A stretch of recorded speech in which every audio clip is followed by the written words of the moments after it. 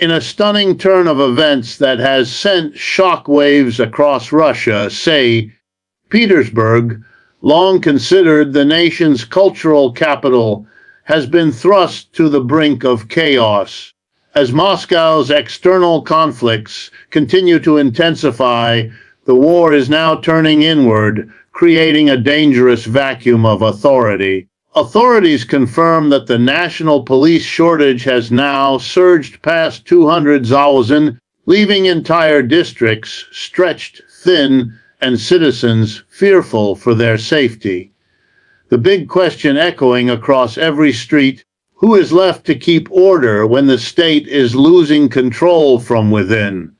The police shortage, surging past 200,000 officers, has become one of the most alarming indicators of Russia's deepening internal strain, a crisis unfolding in real time as Moscow redirects critical security resources toward its expanding external conflicts.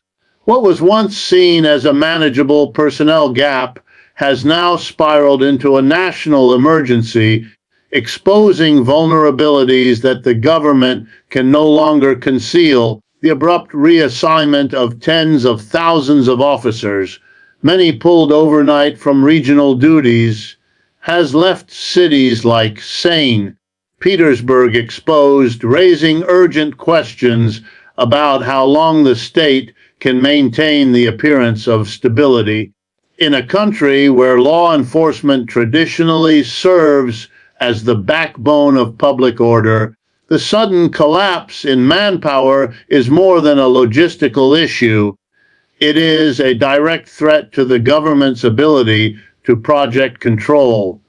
Officials have attempted to downplay the severity, but internal sources quietly acknowledge that this is the largest policing deficit Russia has experienced in decades. Entire precincts are reporting critical shortages, with some operating at less than 30% of their usual staffing levels. Patrol cars that once circled every neighborhood now sit unused due to the lack of available officers. Response times have stretched so far that citizens rarely expect help to arrive quickly, if at all. This erosion of day-to-day security is feeding a growing sense of vulnerability that no propaganda campaign can smother. Each missing officer represents a widening gap in the state's authority, and each unpatrolled street serves as a reminder of how deeply the cracks are spreading beneath Moscow's hardline posture. Behind closed doors, there is growing tension among regional officials who fear that the continued diversion of police resources could precipitate cascading disorder. The shortage has created opportunities for petty crime, opportunistic violence, and black market groups now emboldened by the visible absence of law enforcement. For ordinary citizens, the signs are unmistakable. Street disturbances that once would have been swiftly contained now linger for hours. Reports of vandalism, theft, and intimidation are rising sharply, and neighborhood complaints continue to flood local administrations with no officers left to deploy. What makes this moment particularly volatile is the perception, shared quietly but increasingly openly, that Moscow is prioritizing national image and geopolitical ambitions over domestic safety. This is not just a personnel deficit, it is a symbolic turning point. The government's inability to maintain its own policing capacity fuels concerns that the system many believe to be unshakable is beginning to strain under pressure. And as the shortage deepens, one question spreads like wildfire across the nation: if the state can no longer protect its own streets, what else might it be losing control of? St. Petersburg, standing on the brink of disorder, has become one of the most unsettling developments inside Russia. a situation that underscores just how quickly the nation's internal balance can tilt when state authority begins to thin. Once known for its cultural sophistication and historic calm, the city is now grappling with a level of uncertainty that residents say they haven't felt in decades. The moment you step into certain districts, the shift is undeniable: fewer patrols, darker streets, slower emergency responses, and a rising nervousness that seems to hang in the air. The very city that once symbolized Russian resilience is now showing signs of structural strain, raising the chilling question: what happens when a major metropolis feels the shockwaves of a government stretched too thin? The disappearance of police presence from key neighborhoods has created an atmosphere in which everyday routines feel increasingly unpredictable. Families who once walked comfortably after sunset now avoid going out at night, while businesses quietly padlock their doors earlier than usual to protect what they can. Even seasoned city workers and local administrators admit that the current atmosphere resembles a slow-moving crisis, a transformation happening in real time as the shortage of officers reshapes life across the city. When St. Petersburg begins to waver, it signals not just a local problem, but a national warning sign, one that suggests the internal shock absorbers that once kept Russia stable may be weakening. Adding to the tension is the visible rise in street disturbances. Small incidents that would have been immediately addressed just months ago now escalate unchecked. In some districts, residents have reported disturbances lasting hours, with no responding units available to intervene. Shops have quietly increased private security.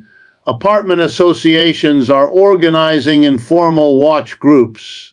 These may seem like small adjustments, but together they paint a picture of a city improvising its own survival mechanisms as the state apparatus retreats.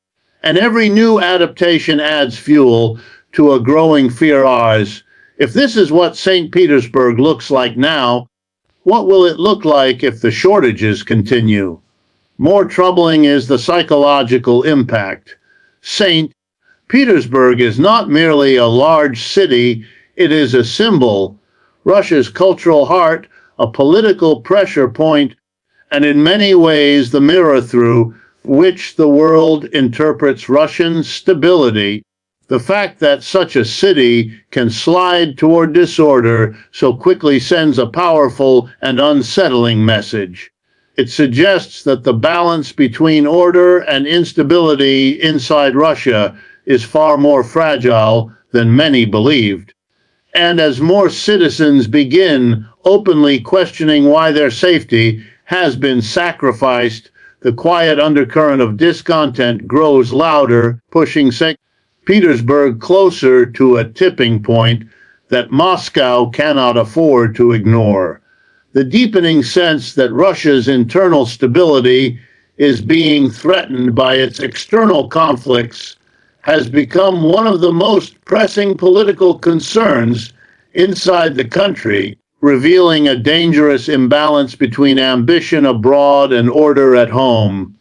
For months, Moscow has projected strength on the international stage, committing vast security resources to geopolitical operations and framing its external engagements as essential for national pride and strategic dominance. But behind the scenes, the cost of that outward projection is beginning to surface in ways the government can no longer disguise. As patrol units thin out, administrative structures strain, and cities like St. Petersburg absorb the fallout, a provocative question hangs over the nation. What happens when a country pushing outward finds itself hollowing inward? This internal-external tension has become particularly visible in the last several weeks. While Moscow intensifies its strategic posture abroad, regions across the country are experiencing a subtle but unmistakable weakening of local authority. Government responses that once felt swift and predictable now appear delayed and fragmented. Public offices are understaffed. Regional officials privately express frustration that resources are being siphoned off faster than they can be replaced. And citizens, observing the cracks forming right in front of them, are beginning to ask whether the nation's priorities are fundamentally misaligned. The external narrative of power is impressive, but the internal reality tells a different story, one where security, stability, and public confidence are eroding at a pace that alarms even seasoned political analysts. What makes this moment so volatile is the psychological shift occurring across the population. Russians are familiar with hardship, but not with the sense that their government might be stretching itself beyond the limits of effective control. Every unmonitored street corner, every delayed emergency response, and every public demonstration fuels a perception that Moscow's attention is divided at the worst possible time. Citizens describe feeling as though the country is fighting a battle on two fronts, one visible, one hidden, and the hidden front is beginning to feel far more dangerous. This evolving sentiment is quietly reshaping the political landscape, sparking debates about whether the country's long-standing strategy of centralized strength can withstand the mounting pressure from within. Even insiders admit that internal stability is the one resource a nation cannot afford to lose, especially when projecting power externally. The more Moscow pushes outward, the more vulnerable its domestic foundations seem to become.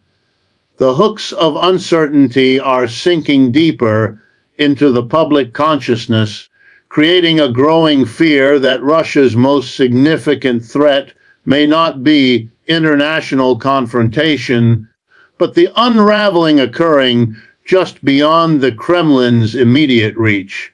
The rise of nightly demonstrations across St. Petersburg has become a powerful symbol of a population reaching its breaking point, a clear sign that public frustration is no longer simmering quietly, but spilling openly into the streets. What began as scattered gatherings has now evolved into a pattern, crowds forming after dusk, voices rising in unison, and a collective demand for answers echoing through neighborhoods that once remained calm. These demonstrations are not organized by major political factions or coordinated movements. Instead, they are born from raw frustration, fueled by the overwhelming sense that the state has abandoned its own citizens. And with each passing day, the gatherings grow larger, more energized, and far harder for the government to dismiss. The visual is unmistakable. A city that once feared speaking out now fears remaining silent. The spark behind these nightly crowds is the widening gap between the government's promises and the lived reality of the people. As police shortages intensify and everyday security collapses, residents no longer accept official statements that downplay the severity of the crisis. The absence of patrols, soaring response times, and the visible retreat of law enforcement have created fertile ground for collective outrage. Families who once relied on the state for protection now find themselves standing shoulder to shoulder with strangers, marching not out of political ambition but out of necessity. They are demanding clarity, accountability, and above all, a functioning security presence. Not the narratives pushed from Moscow, but real, tangible action on the ground. These demonstrations carry a charged energy that is beginning to reshape the city's political atmosphere. Chants calling for transparency ripple through crowded squares. Signs and banners question the government's priorities, highlighting the escalating divide between domestic needs and external ambitions. Even individuals who previously avoided political involvement are now stepping forward, compelled by a fear that their city is slipping into uncontrolled disorder. This shift is historic, not because the protests are massive, but because they emerge from ordinary people who feel that they have no remaining channels to express their concerns. Their presence in the streets is not a show of defiance, it is a plea for stability. What makes this development even more striking is the way the demonstrations persist despite the lack of police oversight. In normal circumstances, gatherings of this scale would be monitored, dispersed, or contained within minutes. Now, with security forces stretched thin, the crowds move with surprising freedom, filling public spaces that once symbolized state control. This autonomy, though unplanned, creates a dramatic contrast that is impossible to ignore. While Moscow focuses outward, its own citizens are reclaiming the streets out of desperation. And with each night that passes, one question becomes more urgent. If the protests continue to grow, how long before public frustration transforms into a force the government can no longer contain? The sharp rise in crime and spontaneous street clashes across St. Petersburg has become one of the most visible and alarming consequences of the city's deteriorating security landscape, revealing just how quickly order can unravel when law enforcement pulls back. What once would have been isolated incidents are now becoming part of a daily rhythm, small fights erupting in crowded squares, groups clashing in dimly lit alleys, and acts of vandalism spreading like brush fire across neighborhoods that previously enjoyed a sense of calm. These incidents may appear minor on the surface, but together they represent a deeper, more troubling pattern. They signal a society testing the boundaries of weakened authority, probing the limits of what happens when the state's presence fades. And with every new report, one unsettling question grows louder: of how long can a city function when fear replaces oversight? The absence of police patrols has created a vacuum that opportunistic elements are quick to exploit. Small criminal networks, once kept in check by constant monitoring, now see an opening to expand their influence. Petty thefts are rising sharply, with residents reporting stolen bags, broken storefronts, and late-night harassment. Even more concerning is the emergence of loosely organized groups taking control of certain blocks, acting as if the streets belong to them. It is a shift that residents feel immediately, where once they saw officers at busy intersections, they now see clusters of restless young men emboldened by the knowledge that intervention is unlikely.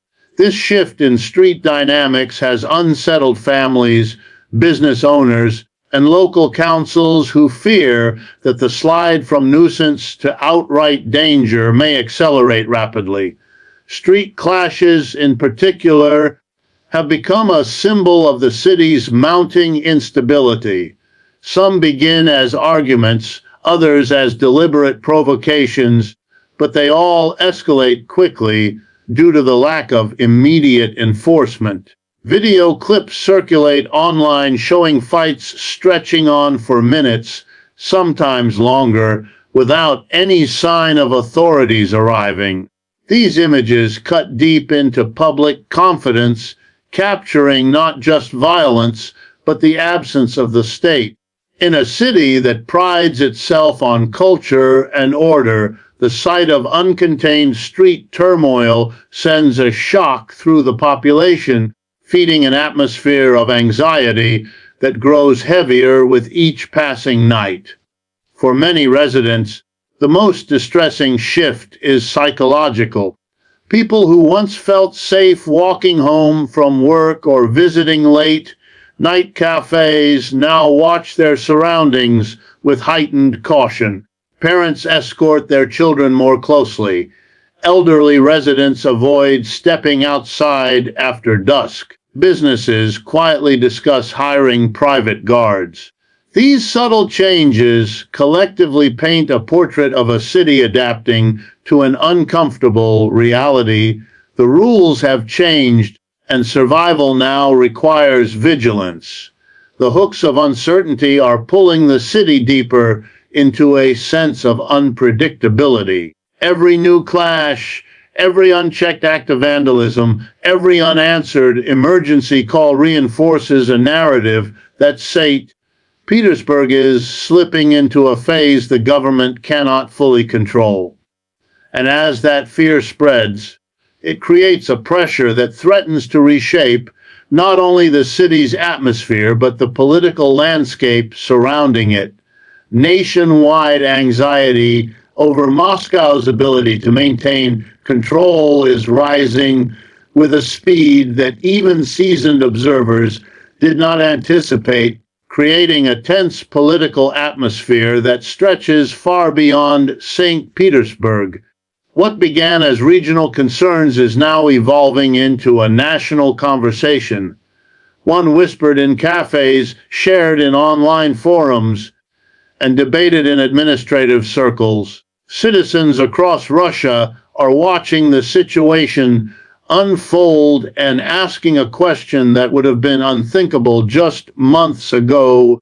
If the government is struggling to stabilize one of its most important cities, what does that mean for the rest of the country? This fear isn't just emotional, it is rooted in the visible signs of a state apparatus under mounting strain.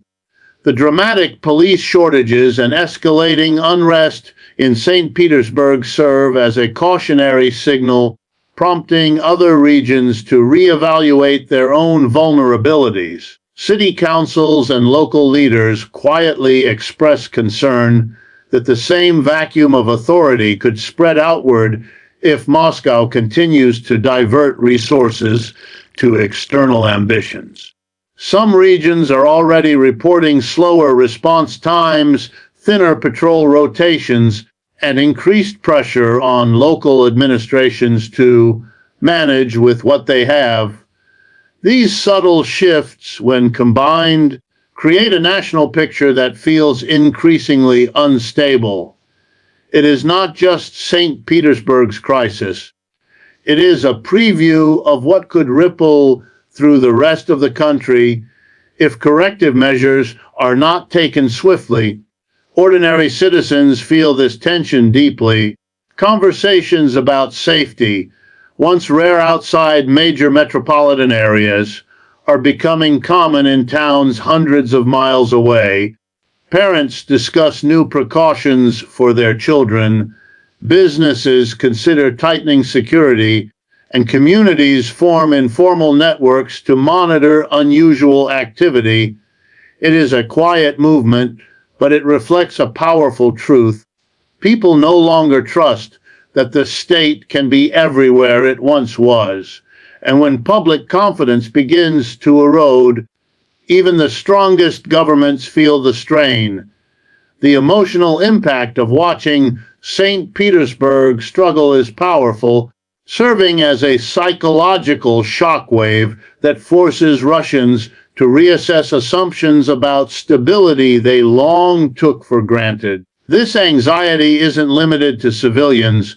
Political analysts, security experts, and even members within the state's own administrative circles are beginning to raise red flags.